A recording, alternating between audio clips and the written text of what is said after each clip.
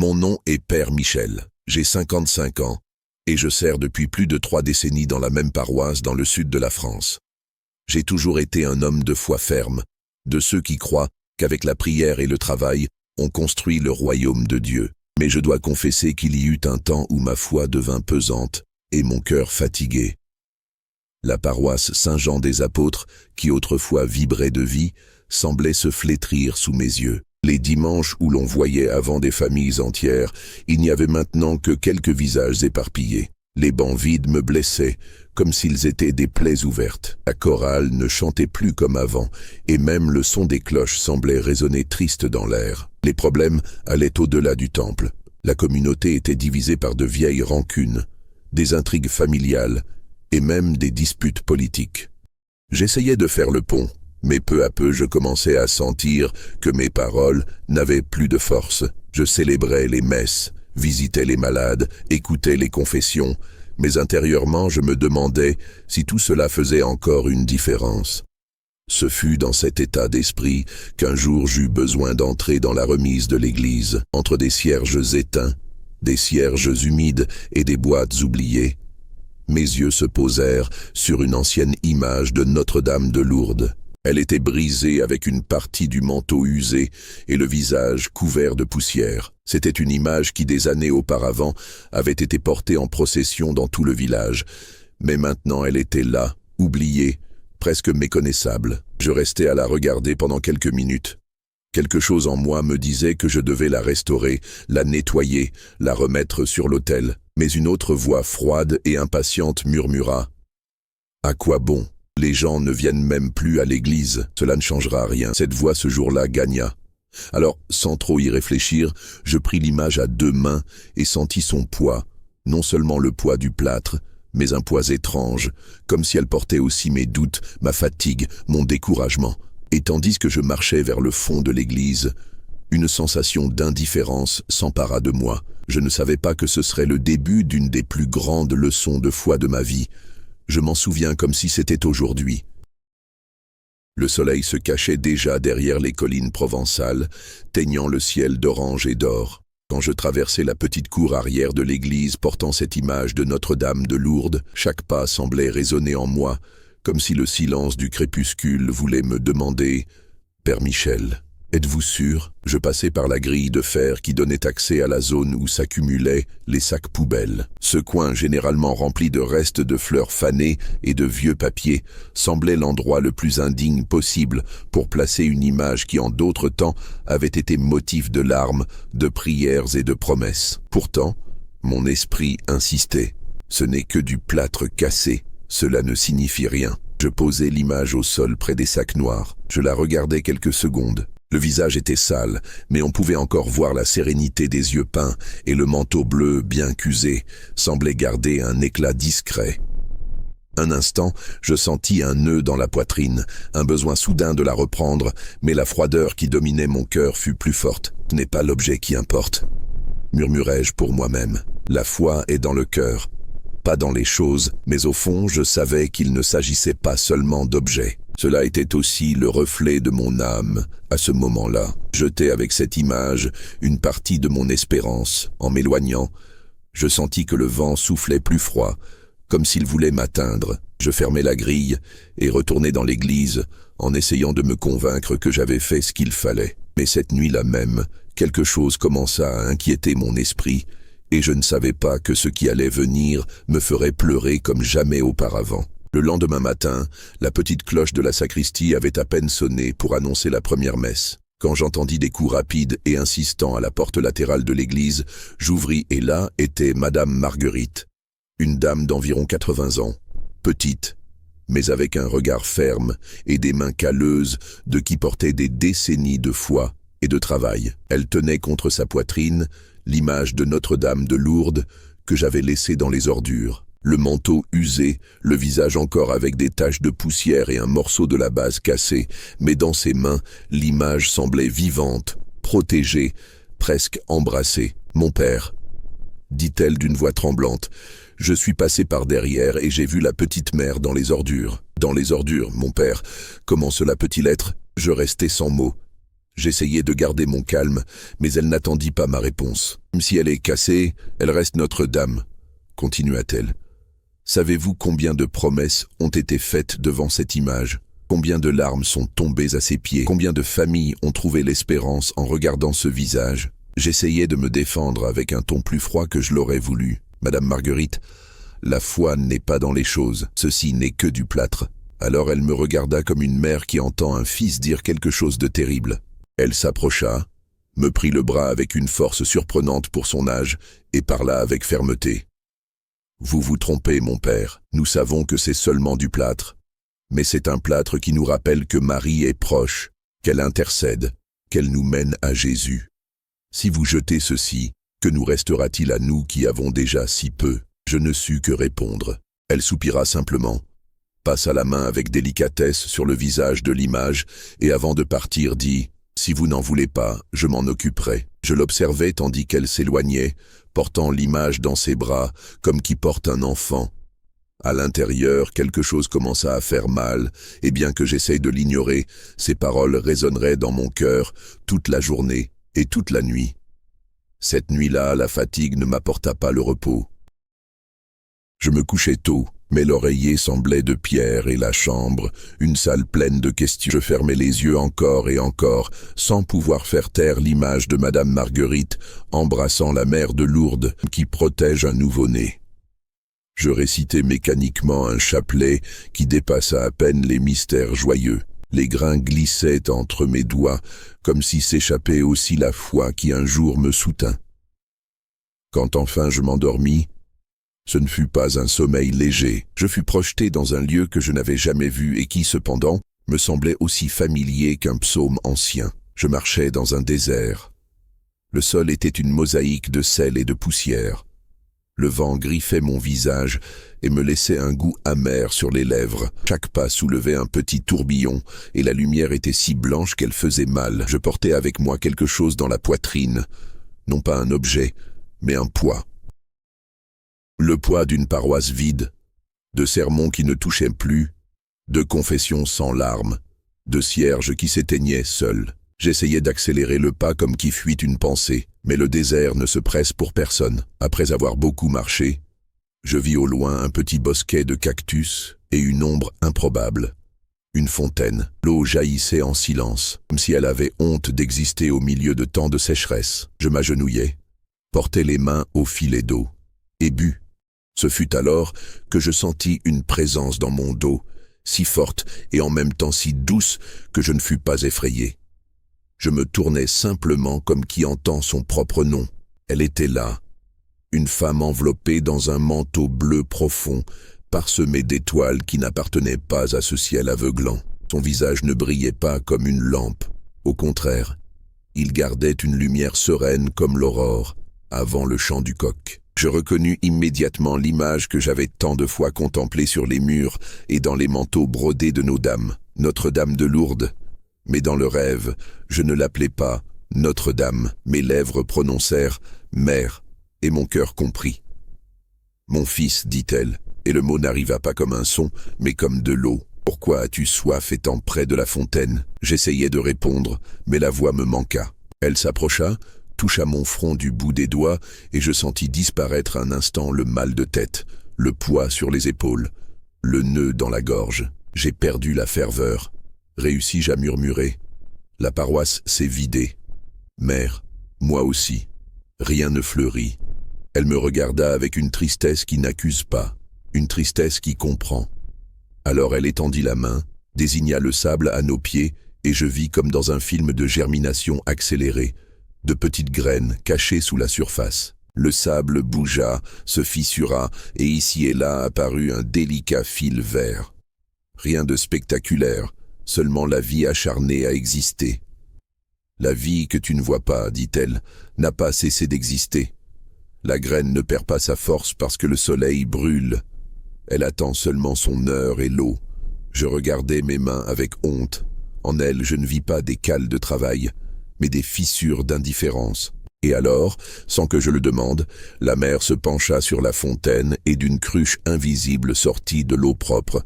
Elle me l'offrit et je bus à nouveau. Ce n'était pas de l'eau de sensation. Elle avait un goût d'enfance, de première communion, de vocation fraîchement découverte, de messe célébrée à l'aube, tandis que le village dort encore et que les anges chantent toujours. Je voulus pleurer et je pleurais. Mère, je parlais entre sanglots. J'ai jeté votre image. Je l'ai mise dans les ordures comme si c'était un reste de fête triste. Je me suis dit à moi-même que ce n'était que du plâtre. Elle ne s'écarta pas, ne fit pas de discours, seulement s'approcha, comme font les mères quand elles voient un fils blessé à l'intérieur, et mit la main sur ma poitrine. La paume toucha juste l'endroit où cela faisait mal. Quand tu as jeté une image, tu as jeté un miroir. Dit-elle, l'image n'avait pas besoin de moi. Toi, tu avais besoin de te rappeler qui je suis et qui est mon fils. Si tu me rejettes, tu perds le chemin qui te mène à lui, mais je suis venu à ta rencontre, comme je suis allé vers Bernadette dans les grottes, pour te rappeler que le cœur du pasteur n'est pas un dépôt, c'est un tabernacle. En entendant Bernadette, le désert entier sembla soupirer. Je me rappelais l'histoire tant de fois prêchée par moi, tant d'autres fois entendue d'autres. La jeune fille pauvre, la grotte de Massabielle, les roses en plein hiver, le châle marqué d'une présence qu'aucune main humaine ne pourrait peindre. Je sentis alors un doux malaise comme celui d'un élève qui rencontre le maître et se rend compte qu'il a oublié l'alphabet. « Et maintenant ?» demandai-je petit, sincère, désarmé. « Que dois-je faire ?» Elle sourit avec l'humilité des forts. Elle prit une poignée de sable et la laissa tomber entre ses doigts. Chaque grain en tombant semblait une personne de ma paroisse. Je vis des visages, des noms, des histoires. Joseph qui avait perdu son emploi, Claire qui prie pour ses enfants emprisonnés, le jeune qui a honte de confesser un péché répété, la fillette qui demande pour sa mère malade, moi qui demandais pour tous et avais oublié de demander pour moi.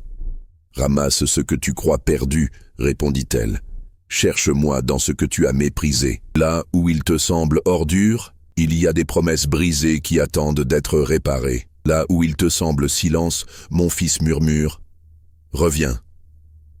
Et alors elle ouvrit les mains sur moi. Il n'y eut pas un éclair, ni un tremblement de terre, ni un ange jouant de la trompette. Il y eut un moment cependant qui scella définitivement cette restauration. Un matin de dimanche, pendant que je me préparais à commencer la messe, je me rendis compte que l'église était si pleine que certaines personnes restaient debout au fond. Et ce n'était pas jour de fête, ni de procession. En voyant cette multitude, je me rappelais le rêve, le désert, la fontaine, les graines cachées, et je compris qu'elles avaient commencé à germer. Dans cette homélie, je n'eus pas besoin de notes. Je parlais en improvisant avec le cœur ouvert. Mes frères bien-aimés, le Seigneur ne nous abandonne pas. Parfois c'est nous qui le laissons de côté, distraits par nos propres problèmes et frustrations. Et Marie, notre mère, nous appelle toujours à nouveau. Et même quand nous sommes brisés, marqués par les chutes, elle nous montre que nous pouvons encore être instruments de la grâce. À la fin, je demandais que tous, en passant devant l'image, ne regardent pas seulement le plâtre peint, mais se rappellent quelque chose. Vous êtes aussi image de Dieu. Et bien que le monde essaie de vous jeter, le Seigneur et sa mère vous ramasseront avec amour. Ce jour se termina avec la place pleine de voix joyeuses, d'enfants courant et de familles se saluant. La paroisse, avant silencieuse et fatiguée, était vivante à nouveau. Et au plus profond de mon cœur, je savais. Ce n'était pas seulement le temple de pierre qui avait été restauré.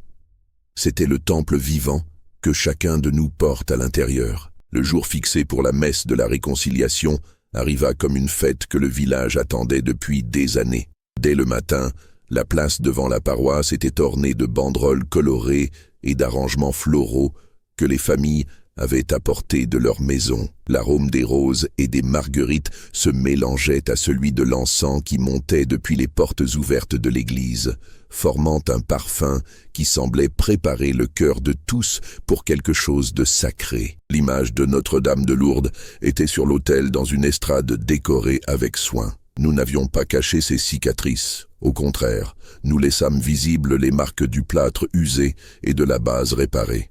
Elle était là comme signe vivant que même ce qui fut brisé peut revenir occuper une place d'honneur quand c'est aimé et soigné.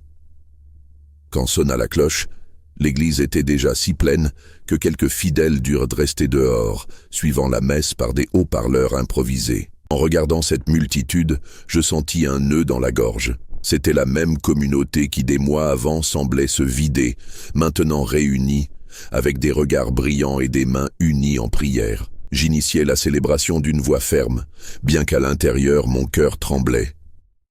Dans l'homélie, je ne parlais pas de façon distante ou formelle. Je parlais comme un fils qui a trouvé le chemin de retour à la maison. Mes frères bien-aimés, ceci n'est pas seulement une messe pour remettre une image sur l'autel. La célébration de notre retour dans les bras de la mère. Comme moi, peut-être que certains d'entre vous se sont sentis loin de Dieu, sans force pour prier ou croire. Aujourd'hui, Notre-Dame nous rappelle que peu importe combien nous nous éloignons, elle viendra toujours à notre rencontre pour nous ramener à Jésus. À chaque mot, je voyais des larmes discrètes sur les visages. Et quand je racontais devant tous le rêve dans le désert et la voix de Marie, disant que là où il semble ordure, il y a des promesses attendant d'être réparées, je compris que ce n'était pas seulement mon histoire, c'était aussi celle de beaucoup qui étaient là. Après la communion, j'invitais tous à s'approcher pour toucher l'image. La file se forma rapidement. Hommes, femmes, jeunes, anciens. Chacun portait dans les yeux une prière silencieuse. Certains passaient de la main avec délicatesse sur le manteau. D'autres s'agenouillaient et baisaient la base. Une fillette avec ses petites mains toucha l'image et dit à voix basse « Je t'aime, petite maman ». Quand le dernier fidèle s'approcha, nous fîmes quelque chose qui n'était pas dans le programme initial. Je demandais que tous se mettent debout et ensemble, nous récitâmes la consécration à Notre-Dame de Lourdes. Le chœur improvisé entonna le chant final et toute l'église semblait vibrer. Le son n'était pas seulement de voix humaines, mais d'un peuple qui récupérait l'âme. À la fin, je portais l'image en procession jusqu'à la porte de l'église, qui elle était déjà teinte par les tons dorés du couchant, et les cloches sonnaient avec force comme annonçant une victoire. Dehors, devant toute la communauté, je levai l'image et déclarai « Mère de Lourdes, ceci est ta maison, et nous sommes tes enfants. » Un applaudissement assourdissant éclata. Les gens pleuraient, souriaient, s'embrassaient. Et je sus à cet instant que la réconciliation n'avait pas eu lieu seulement entre la mère et moi. Elle nous avait tous unis à nouveau. Quand tomba la nuit, et que la place commença à se vider, je restai quelques minutes seul devant l'autel. La flamme des cierges vacillait, se reflétant dans les marques de l'image. Et je compris. Les cicatrices qu'elle portait étaient comme les miennes, et comme moi, elle était revenue à sa place. Après cette messe de la réconciliation, quelque chose changea de façon si claire que même les plus sceptiques le remarquèrent. Il ne s'agissait pas seulement d'une augmentation du nombre de personnes à la messe, c'était un esprit différent qui s'étendait dans toute la paroisse Saint-Jean-des-Apôtres. Le lendemain matin, pendant que je balayais l'entrée de l'église, je vis des jeunes qui avant passaient pressés, sans même regarder vers l'intérieur, aidant à porter des bancs pour la salle paroissiale. Je vis aussi 2 familles qui ne se parlaient pas depuis des années, à cause d'un héritage, assises ensemble, prenant le café et riant comme si les vieilles blessures avaient été laissées derrière. Les vendredis du chapelet devinrent un point de rencontre sacré. Ne prions plus seulement pour nos propres besoins, mais aussi les uns pour les autres. Les gens venaient raconter des grâces reçues. Un homme qui avait trouvé du travail après des mois de recherche. Une mère dont le fils avait reçu une guérison inattendue. Une jeune femme qui disait avoir récupéré la paix pour dormir après des années d'insomnie. Et tous attribuaient ces bénédictions à l'intercession de la mère de Lourdes devant cette image qui avait failli être jetée. Le temple qui avant semblait triste et usé prit vie. Les murs reçurent une nouvelle peinture faite par des volontaires. Le jardin qui entoure l'église fleurit avec des lys et des roses, plantés par les enfants du catéchisme. Même la cloche, qui depuis des années sonnait éteinte, fut réparée, et maintenant sa voix forte appelait la communauté à la prière. Mais peut-être le plus grand signe de renouveau fut en moi. Moi qui célébrais de façon automatique, sans éclat dans les yeux. Maintenant je me découvrais anxieux d'être à l'autel. Chaque messe, chaque confession, chaque bénédiction avait un sens nouveau. La prière devant l'image devint partie de ma journée, et je me rendis compte que pendant que je prenais soin de la foi du peuple, Marie prenait soin aussi de la mienne. Un après-midi, Quand le soleil se couchait déjà, je vis Madame Marguerite entrer discrètement dans l'église. Elle s'agenouilla devant l'image et resta là, immobile pendant de longues minutes. En se levant, elle vint vers moi et me dit « Père Michel, je savais qu'elle ne vous laisserait pas. La mère attend toujours que l'enfant revienne. » Ces paroles m'accompagnèrent pendant des jours. Je commençais à comprendre que ce geste irréfléchi, mettre l'image dans les ordures, s'était transformé par la grâce de Dieu en un appel à la conversion. Non seulement pour moi, mais pour tout le village.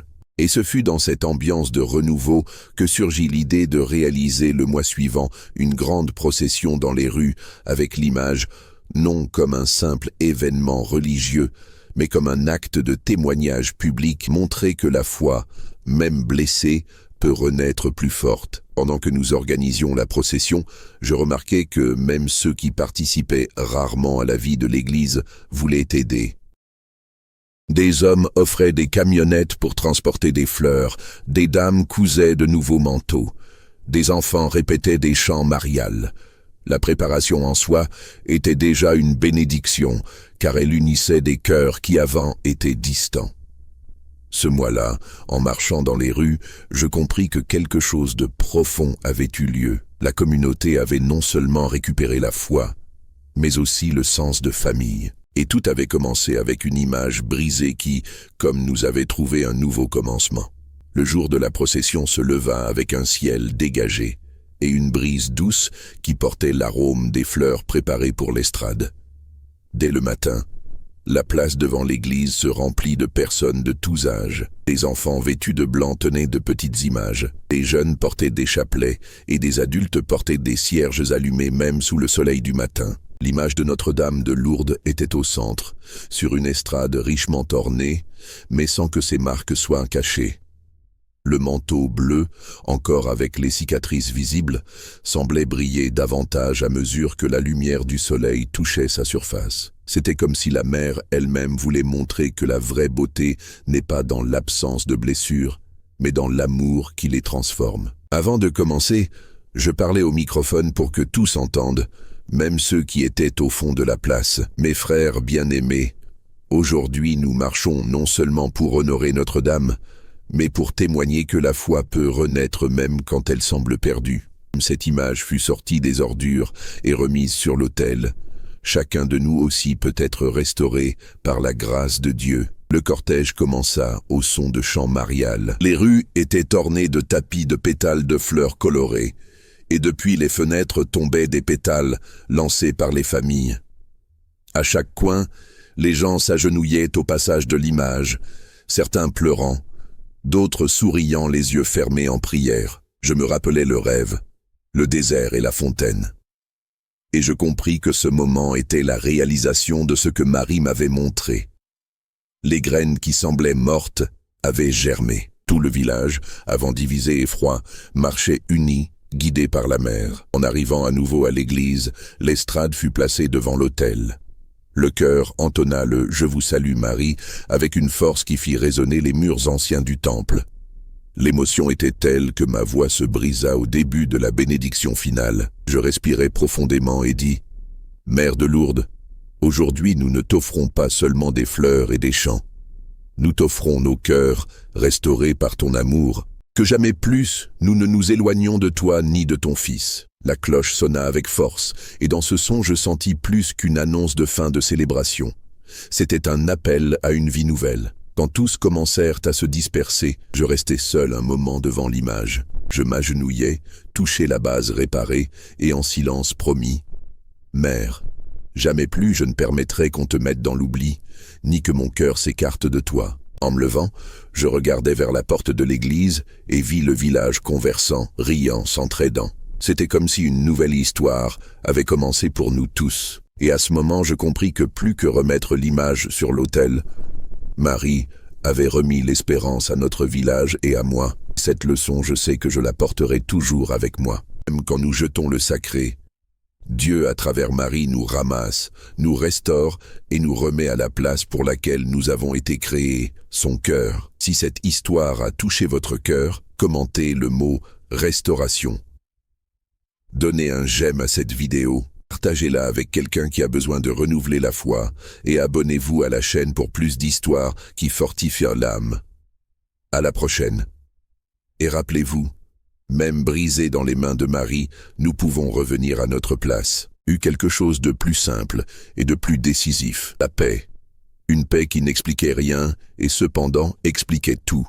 Je fermais les yeux et embrassais cette paix qui embrasse un crucifix au milieu de la tempête. Quand je me réveillais, c'était encore l'aube. La chambre avait une pénombre bleutée et l'air semblait plus léger. Je m'assis dans le lit avec le cœur accéléré, comme qui revient d'un long voyage, et en ouvrant la porte de la maison, respire l'arôme de son propre foyer. Je me lavais le visage, m'agenouillais sur le sol froid, et avant toute parole, laissais les larmes parler pour moi. Puis doucement je priais. « Mère de Lourdes, ne me laisse pas perdre le chemin qui mène à ton fils. » Je me levais, décidé. Je devais faire deux choses, chercher Madame Marguerite et demander pardon. Et avant cela trouver ce que j'avais essayé de jeter. Non seulement une image, mais l'espérance. Dans cette aube, je compris que mon désert n'était pas terminé, mais pour la première fois depuis longtemps, je savais où était la fontaine. À peine la lumière du soleil commença-t-elle à dorer les toits de Saint-Jean-des-Apôtres, j'étais déjà habillé et prêt à sortir, mais ce n'était pas ma routine habituelle. Je ne portais pas le bréviaire ni le dossier avec les documents de la paroisse. Je portais dans le cœur un poids mélangé d'urgence. J'avais besoin de trouver l'image, et j'avais besoin de trouver Madame Marguerite pendant que je marchais dans les rues étroites du village. Les gens me saluaient avec le respect qu'on a pour un prêtre, mais je remarquais quelque chose de différent. Ce n'était pas seulement la courtoisie, il y avait la curiosité, peut-être même un léger jugement. Je ne tardais pas à entendre au loin deux femmes converser à la porte de leur maison. « Tu as appris ?» disait l'une. « Le père a jeté Notre-Dame de Lourdes aux ordures. »« Ah, mon Dieu !» répondit l'autre en secouant la tête. « Pauvre Sainte Mère !» Ces paroles me frappèrent plus profondément que toute critique. Je continuais à marcher sans courage pour m'expliquer comme qui porte dans la poitrine une blessure ouverte. J'arrivais à la maison de Madame Marguerite. Une construction simple d'adobé avec le portail peint d'un bleu délavé. J'applaudis et elle sortit pour m'accueillir. Son visage était sérieux, mais pas hostile. Dans les mains, elle portait un linge blanc, encore avec des taches de peinture, signe qu'elle avait travaillé sur quelque chose.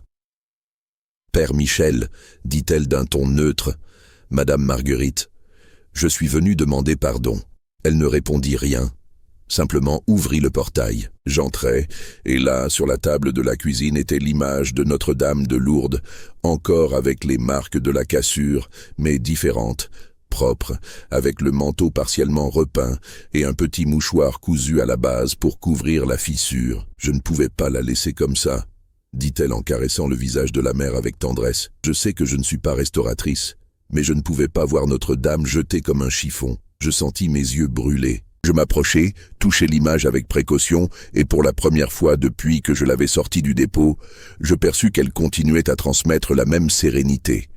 Comme dans le rêve, le regard de la mère semblait me traverser. « Madame Marguerite !» Ma voix se brisa. J'ai eu un rêve. Elle est venue à moi. Elle m'a parlé dans le désert de mon âme, et maintenant je comprends ce que j'ai fait. Elle sourit légèrement avec les yeux humides. Mon père, la mère trouve toujours ses enfants, même quand ils se perdent. Nous restâmes quelques secondes en silence, et alors je parlais. Je veux la ramener à l'église, mais pas seulement la mettre dans un coin.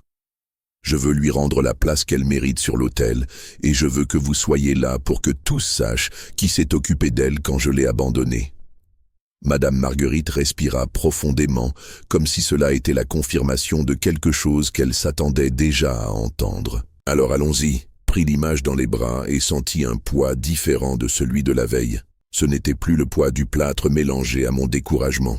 C'était le poids d'un cadeau récupéré, de quelque chose qui ne m'appartenait pas, mais qui m'avait été confié. En traversant les rues avec l'image, certaines personnes s'arrêtaient pour regarder. Certaines souriaient discrètement, d'autres se signaient. Je sentais chaque regard comme une invitation silencieuse à ne jamais plus m'écarter du chemin. En arrivant à l'église, j'ouvris les grandes portes de bois et allai directement à l'autel. L'espace était simple, avec des fleurs fanées et des cierges à demi consumés. Je plaçai l'image au centre, nettoyai avec la manche de la soutane un peu de la poussière accumulée et m'agenouillai devant elle. « Mère, murmurai-je, je t'ai demandé de ne pas me laisser perdre le chemin, et me voici. Accepte ce fils qui t'a éloigné de lui, mais qui maintenant veut te servir de tout cœur. » Derrière moi, j'entendis des pas. Je me tournai et vis quelques fidèles entrant doucement, peut-être attirés par le mouvement. Il ne se passa pas beaucoup de temps avant que plus de gens arrivent. Et en quelques minutes, nous étions là en silence, tous devant l'image qui avait été rejetée et maintenant était de retour à sa place. Soir, j'annonçai, nous ferons une messe spéciale de réconciliation. Non seulement la mienne avec la Mère de Dieu, mais celle de nous tous avec la foi que parfois nous laissons de côté. À ce moment, je sentis que le rêve s'était transformé en mission. Je ne pouvais pas changer le passé, mais je pouvais, avec humilité, transformer ce qui viendrait. Et je savais que Notre-Dame m'accompagnerait comme elle l'avait fait avec Bernadette, comme elle l'avait fait avec moi. L'annonce de la messe spéciale courut rapidement dans le village. Certains disaient qu'ils iraient pour voir ce que le Père allait dire cette fois. D'autres que c'était une opportunité de prier ensemble à nouveau. La vérité est qu'au fond, tous sentaient que quelque chose de différent était sur le point de se passer. Quand les sonnets du clocher majeur résonnèrent sur la place, il y avait déjà plus de gens que je n'en attendais. Des familles entières arrivaient pressées, certaines avec des chapelets dans les mains, d'autres apportant des fleurs simples pour l'autel. L'air était imprégné d'un parfum mélangé, celui des roses que quelques dames avaient apportées et celui de l'encens que j'avais allumé peu avant. Madame Marguerite était là, assise au premier banc avec une robe bleue qui s'harmonisait avec le manteau de la mère de Lourdes. L'image était à nouveau au centre de l'autel, et bien qu'elle conserve encore les marques de la cassure, elle semblait plus vivante et plus belle que jamais. L'éclat doux des cierges se reflétait dans son visage, comme si la lumière venait de l'intérieur. Je commençai la messe avec le cœur accéléré. Quand arriva le moment de l'homélie, je respirai profondément. Je regardais tous, et au lieu d'ouvrir la Bible, je racontais la vérité. « Mes frères bien-aimés, il y a quelques jours, moi, votre pasteur, j'ai commis une erreur qui me fait honte. Dans un moment de faiblesse et de découragement, j'ai pris l'image de Notre-Dame de Lourdes, qui était dans la remise, et je fis une pause sentant un nœud dans la gorge. Je l'ai jetée aux ordures. Un murmure parcourut l'assemblée. Certains regards étaient de surprise, d'autres de tristesse, mais je continuai.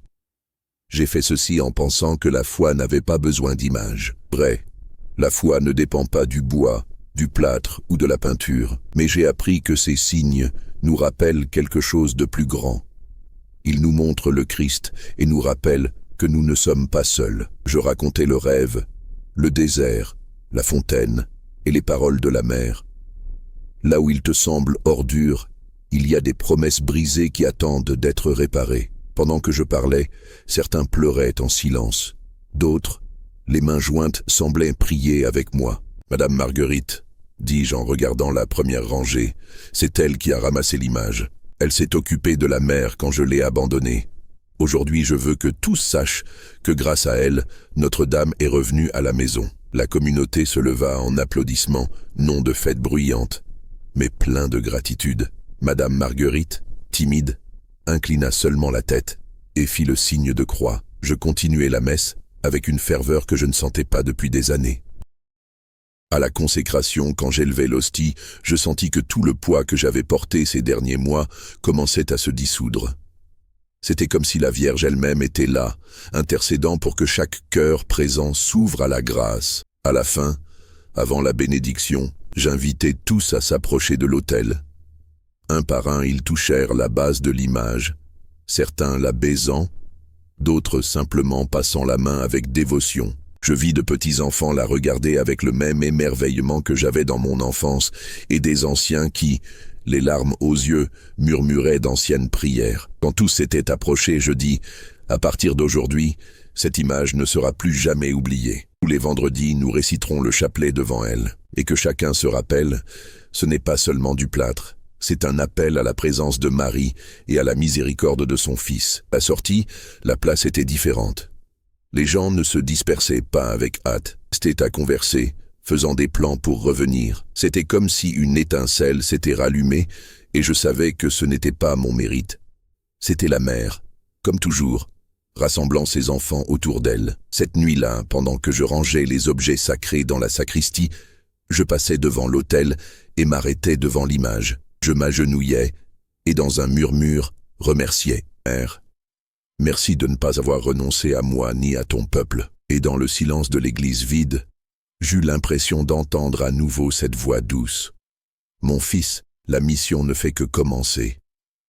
Les jours suivants, cette messe semblait apporter un nouveau parfum à la paroisse Saint-Jean des Apôtres. Ce n'était pas seulement l'arôme des fleurs fraîches sur l'autel ou de l'encens qui montait en spirale douce dans les premières heures du matin.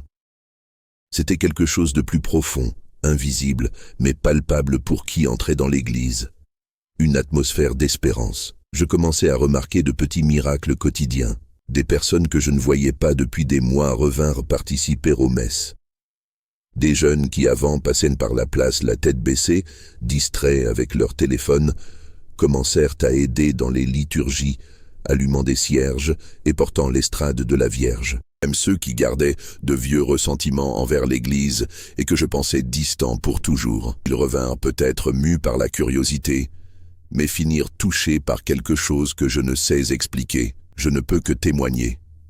L'image de Notre-Dame de Lourdes, encore avec ses marques visibles, devint le centre d'un nouveau mouvement de foi. Tous les vendredis, comme je l'avais promis, nous récitions le chapelet devant elle, qui au début semblait une rencontre timide d'une demi-douzaine de personnes, grandit rapidement.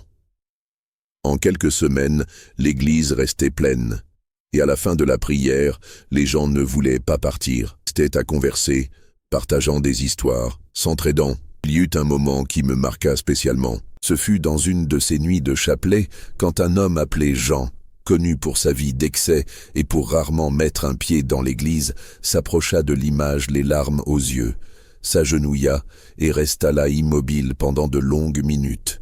Puis, il me chercha et me dit « Mon père, quand j'ai touché l'image, j'ai senti comme si elle me disait de revenir à la maison, et je me suis rendu compte que la maison n'est pas seulement ma famille, c'est aussi la foi que j'ai abandonnée. » Ces paroles résonnèrent en moi. Je savais exactement ce qu'il voulait dire parce que j'avais ressenti la même chose moi-même, la sensation d'être retrouvé par Dieu à travers le sein de Marie. Pendant ce temps, la structure même de la paroisse semblait prendre vie. Nous organisâmes des journées communautaires pour peindre les murs, réparer les bancs, restaurer le jardin. Jeunes et anciens côte à côte lavaient, ponçaient, plantaient. C'était comme si tous avaient compris que prendre soin de la maison de Dieu était aussi une façon de prendre soin de l'âme propre. Et au milieu de tout cela, ma foi aussi était en cours de restauration. Je ne célébrais plus les messes avec la froideur automatique qui me dominait avant. Chaque parole de la liturgie semblait avoir un poids nouveau, comme si l'Esprit Saint soufflait avec plus de force. Quand je prononçais « Ceci est mon corps et ceci est le calice de mon sang », je sentais vraiment que je participais au plus grand mystère de notre foi et que je n'étais pas seul. Il y